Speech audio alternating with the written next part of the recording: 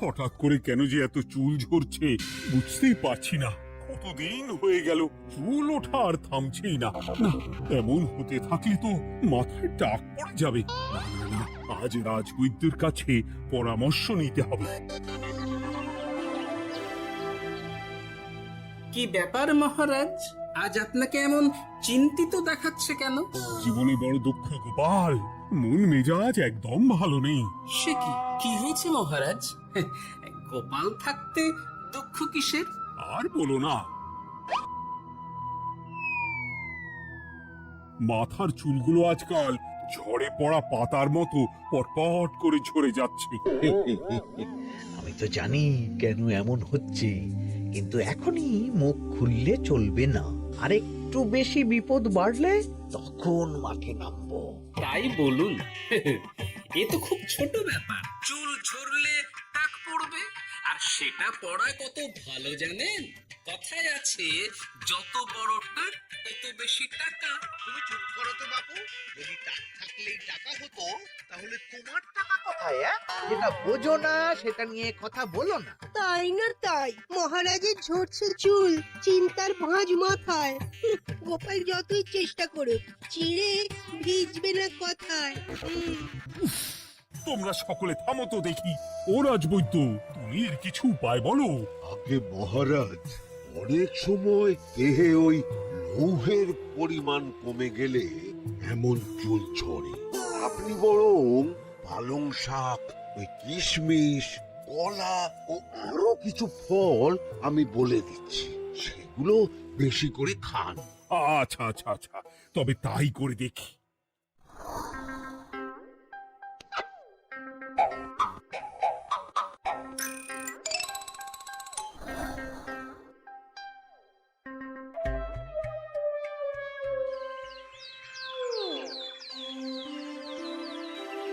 ও রাজবৈদ্য, তোমার কথা মতো শাক পাতা ফলমূল সবই তো খেলাম, চুল ঝরা বন্ধ তো হলোই না।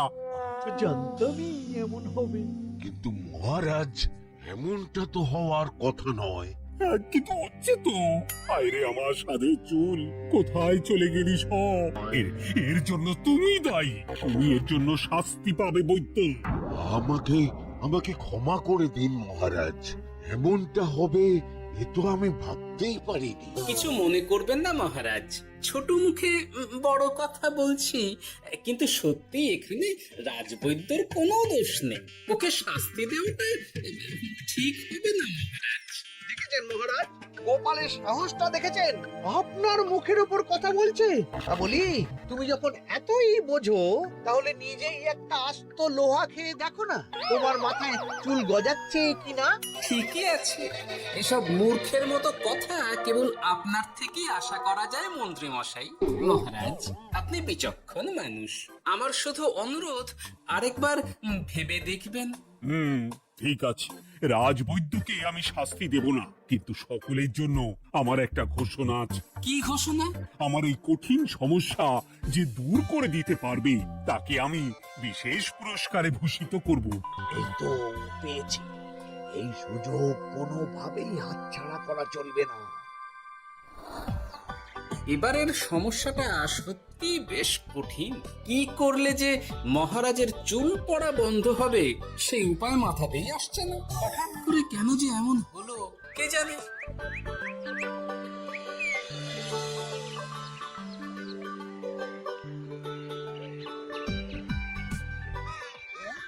তুমি এসে গেছো? একটু বসো, আমি তেলটা মেখেই হাত ধুয়ে খাবারটা বাড়ছি। হ্যাঁ, সে ঠিক আছে, কিন্তু তুমি কিসের তেল মাখছো এটা? কি আবার মাথার চুলের তেল? এখানেও চুল, ওদিকে মহারাজেরও চুল ঝরে পড়া নিয়ে আমরা সবাই হিমশিম খাচ্ছি গিন্নি। আরে মহারাজের অত সুন্দর কালো চুলগুলো ঝরে যাচ্ছে, এ তো ভারী দুঃখের কথা। সে আর বলতে, ওই জন্যই তো আমি বাবা মাথায় এই জড়িবুটি তেল মাখি। এতে চুলের গোড়া শক্ত করে, চুলকে ভালো রাখে, নতুন চুল গজায় সব। হ্যাঁ কি কি বললে? নতুন চুলও গজায়? সত্যি? হ্যাঁ, বাহ, তাহলে আর চিন্তা কি? আমাকে এই তেলটা একটু দিতে পারবে গিন্নি? মহারাজকে দিয়ে আসি। উনি বলেছেন যে ওনার সমস্যা দূর করতে পারবে তাকে উনি পুরস্কার দেবেন। ওমা, তাই নাকি? এই তো দারুণ ব্যাপার গো। নাও নাও নাও, তেলখানা নিয়ে মহারাজকে কাল দিয়ে এসো তাহলে। আর জানিয়ে দিও, দিনে 2 বার কিন্তু তেল মাখতেই হবে। হ্যাঁ, আচ্ছা ঠিক আছে।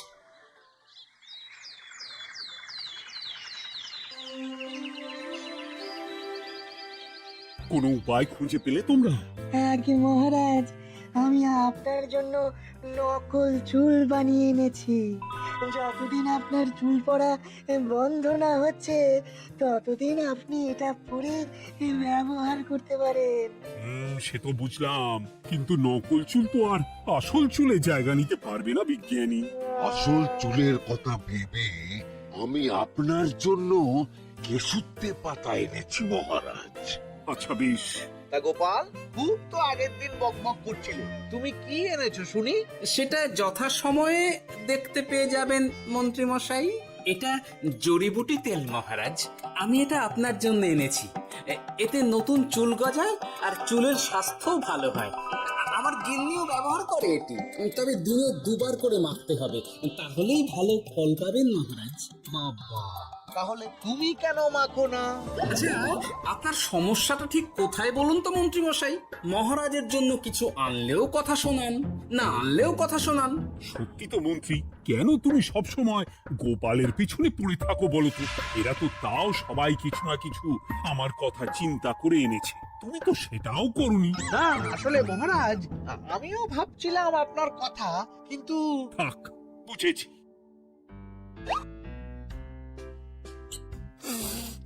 আহ, দারুণ। তেলের গন্ধটাও খুব সুন্দর। গোপাল, তোমায় অনেক ধন্যবাদ। আশা করছি ব্যবহার করলে খুব ভালো ফল দেবে। একদম দেবেই মহারাজ। রোর বাবা, ভেবেছিলাম এক, হলো আর এক। কোথা দিয়ে যে গোপালটা মাঝখান দিয়ে এসে নাক গলিয়ে ঢুকে পড়ে, খুব শক্ত পুরস্কার নেওয়ার। দেখাচ্ছি মজা।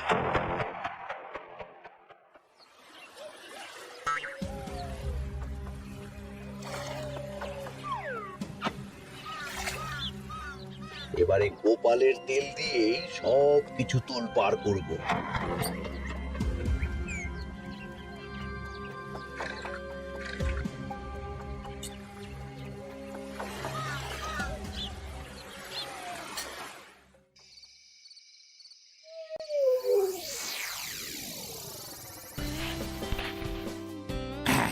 ব্যাস, হয়ে গেল 2 বার মাখা। গোপাল বলেছিল এতেই ভালো ফল পাব, কিন্তু এখন মাখার পর মাথাটা কেমন জ্বালা জ্বালা করছে মনে হচ্ছে। হয়তো নতুন চুল গজাবে বলে এমন হচ্ছে। কাল সকালে বোঝা যাবে। এতক্ষণে বোধহয় ছোট ছোট চুল গজিয়েই গেছে। কি এটা চুল গজানোর তেল ছিল নাকি পড়ে যাওয়ার? ভগবান, যেটুকু বাকি ছিল সেটাও ঝরে পড়ে টাক পড়েই গেল। গোপালই হলো যত নষ্টের গোড়া। আজ আসুক সভায়।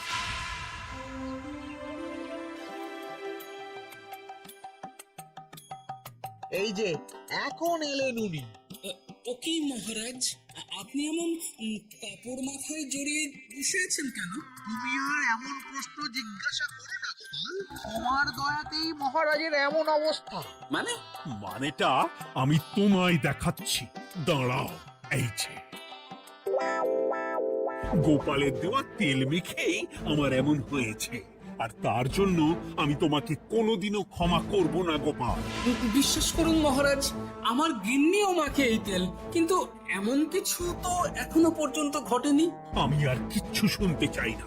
আমার মাথা ভর্তি চুল আমি ফেরত চাই। যতদিন না আমার মাথার সব চুল ফিরে আসছে ততদিন আমি তোমার মুখও দেখতে চাই না। মহারাজ, আপনার কোনো চিন্তা নেই, আমি তো আছি।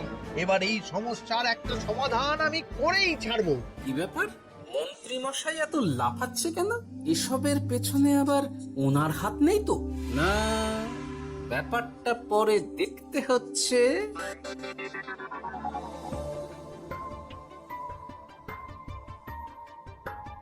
আমি বলি কি মহারাজ, এই সময়টা বরং আপনি নকল চুলটা মানে মানে পরচুলা ব্যবহার করুন। হ্যাঁ, অগত্যা কিছু তো একটা গন্ডগোল আছেই। গিন্নিও তো রোজ মাথায় তেল মাখে, কই এমন তো হয় না।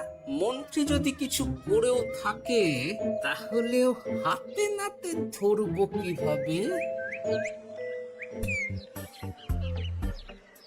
ও কি গো গোপাল দাদু, এখন এই সময় তুমি রাজসভা ছেড়ে এখানে? তোদের দাদু আর রাজসভায় যাবে না রে?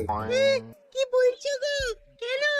আর কেন, বিনা দোষে এমন শাস্তি। তোমায় শাস্তি দিয়েছে? তুমি শুধু বলো কে তোমার সাথে কি করেছে, বাকিটা আমরা বুঝে দিচ্ছি। আচ্ছা, আর বলছি, কৃষ্ণনগরের মন্ত্রী মশাইয়ের বাড়িটা কোন দিকে একটু বলতে পারবেন? কৃষ্ণনগরে নতুন নাকি? আগে তো আপনাকে কখনো দেখেছি বলে মনে পড়ছে না।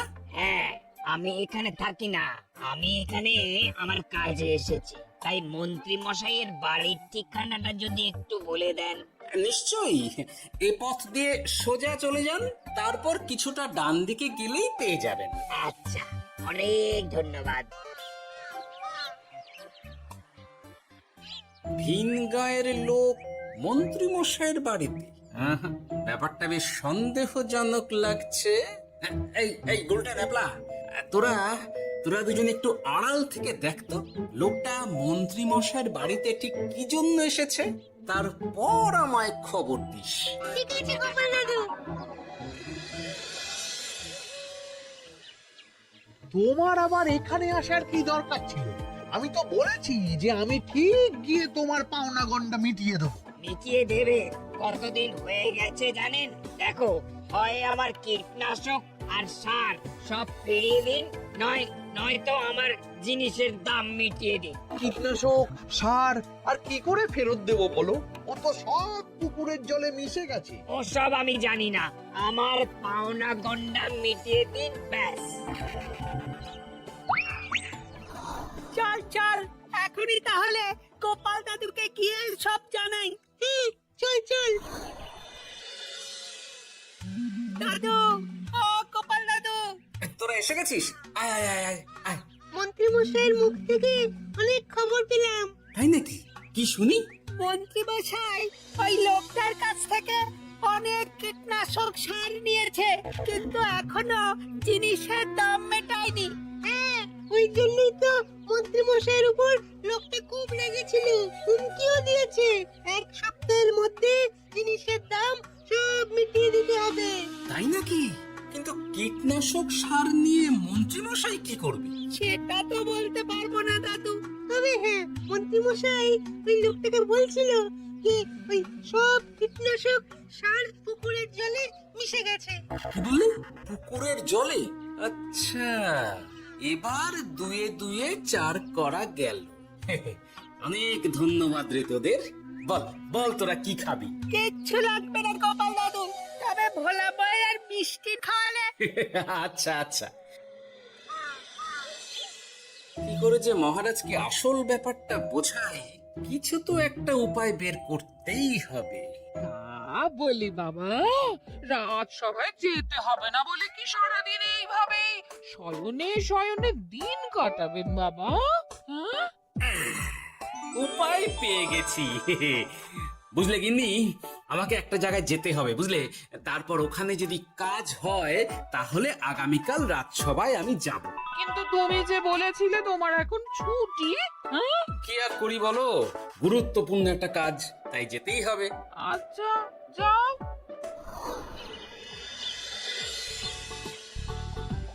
ওই গো বিজ্ঞানী, আরে গোপাল যে, বলো। এই যে বিজ্ঞানী, একটা বিশেষ দরকারে তোমার কাছে এলাম, বুঝলে? হ্যাঁ, বলোই না। আচ্ছা, এই দূষিত জলকে কিভাবে আবার পরিশুদ্ধ করে বলতে পারবে? কেন পারবো না? এই জলের মধ্যে একটু চুন আর ফটকিরি দিয়ে দিলেই জল আবার দূষণ মুক্ত হয়ে যাবে। তবে ওগুলো দেওয়ার পর কিছুদিন সেই জলকে ব্যবহার করা বন্ধ রাখতে হয়। হ্যাঁ। আচ্ছা আচ্ছা, অনেক ধন্যবাদ, আসি তাহলে। হ্যাঁ,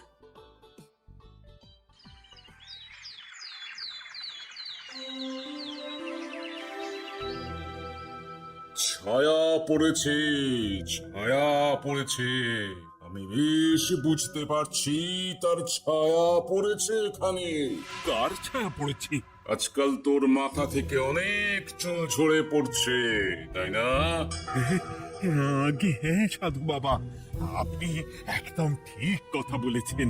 ও বাবা, এই আবার কোথা থেকে উদয় হলো? আরে আমি একা গিয়ে সেই স্নানের পুকুর পরিদর্শন করতে চাই। যথা আজ্ঞা বাবা।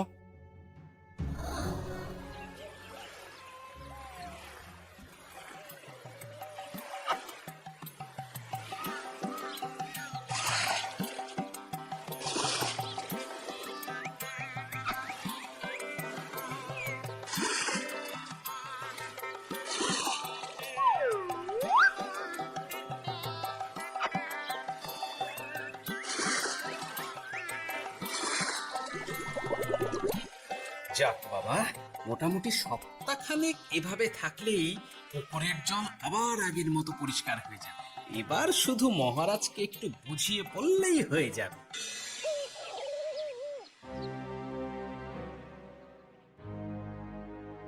কি বুঝলেন সাধু বাবা? আমার অনুমানটাই ঠিক ছিল। পুকুরের জলে কালো ছায়া পড়েছে, দৃষ্টি পড়েছে, তাই এমন হচ্ছে। সে কি? কি কালো ছায়া? যত সব বাজে কথা। জল দূষণ করলাম আমি, আর দোষ পড়ছে কালো ছায়ার উপর। তাহলে এখন কি হবে? চিন্তার কোনো কারণ নেই। আমি মন্ত্রপুত ভস্য ছড়িয়ে দিয়েছি। 1 সপ্তাহ ওই পুকুরের জল স্পর্শ তো দূর, পুকুরের কাছেও যাওয়া নিষেধ। তাহলে আমার মোহরের কি হবে? যথা আজ্ঞা সাধু বাবা। ও কি, তাহলে মহারাজ এতদিন স্নান করবেন কোথায়? সে কথা কাউকে চিন্তা করতে হবে না। মহারাজের ওপরে কালো ছায়া পড়া জল পড়েছে, তাই আগে সেটা শোধন করতে হবে। আমাকে তাহলে কি করতে হবে সাধু বাবা? আমার শিষ্য গোপাল আমাকে আগেই এই বিষয়ে জানিয়েছিল। আমি তার হাত দিয়েই তোর স্নানের জল পাঠিয়ে দেব। তাই আগামী 1 সপ্তাহ সেই জল দিয়েই তোকে স্নান করতে হবে। গোপাল? দেখছো তো মন্ত্রী, গোপাল আমাকে কত ভালোবাসে। আমি ওকে কত কথা শোনালাম, কিন্তু না না না না, কাল থেকেই আমি আবার গোপালকে রাজসভায় ডেকে আনবো। আমি আসছি, আমার কাজ হয়ে গেছে। আর হ্যাঁ, তোর স্নানের পুকুরের চারিদিকে প্রহরীর বন্দোবস্ত কর। কাক পক্ষীও যেন ওখানে প্রবেশ করতে না পারে। আচ্ছা বাবা, আচ্ছা।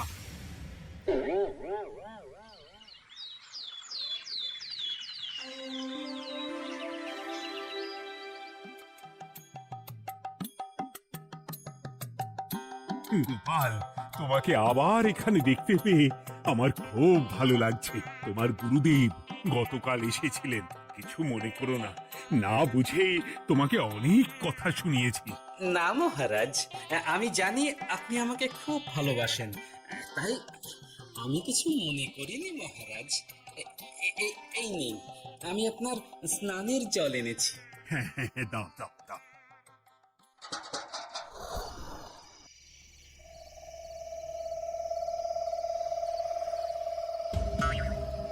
ও বাবা, পুকুরের কাছে যে গিয়ে দেখবো সে উপায় নেই।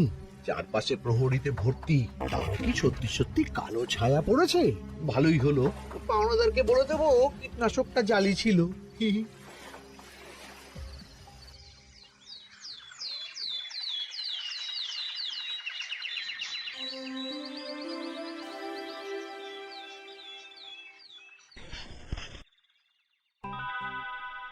তো আমার সেই পুরনো কালো চুলগুলো আমার ফিরে এসেছে। আহা, কি যে আনন্দ হচ্ছে দেখে। আজ 1 সপ্তাহ সম্পূর্ণ হলো। গোপালের জন্য আমার স্নানের পুকুর থেকে কালো ছায়া দূর হয়েছে। আমাকে এই সমস্যা থেকে দূর করার জন্য আমি গোপালকে 100টি মোহর উপহার দিতে চাই। ধন্যবাদ মহারাজ। দূর, আমার আর ভালো লাগে না। সব সময় গোপালই মোহর পায়, এটা তো আমার পাওয়ার কথা ছিল। এদিকে আজকে পাওনাদারও আসবে।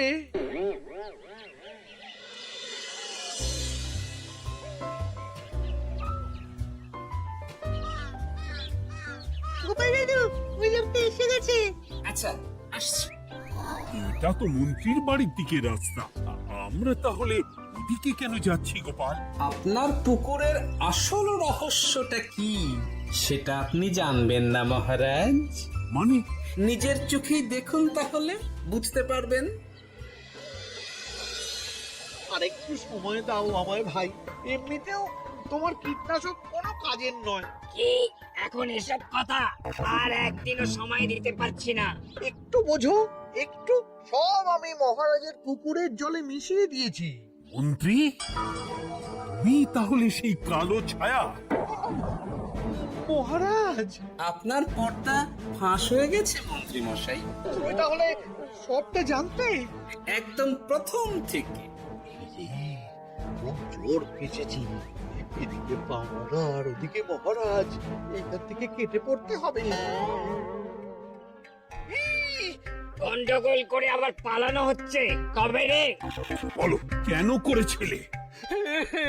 মহারাজ, আমি ভেবেছিলাম আপনার সব চুল উঠে গেলে আমি আপনার কাছ থেকে চুল গজানোর ওষুধ দেওয়ার নামে অনেক টাকা লুটবো। কিন্তু সেই ভাবনা ভাবনাই থেকে গেল, সেগুড়ে যে বালি হয়ে গেল। ভাবা যায় চুলের জন্য চুলো চুলি,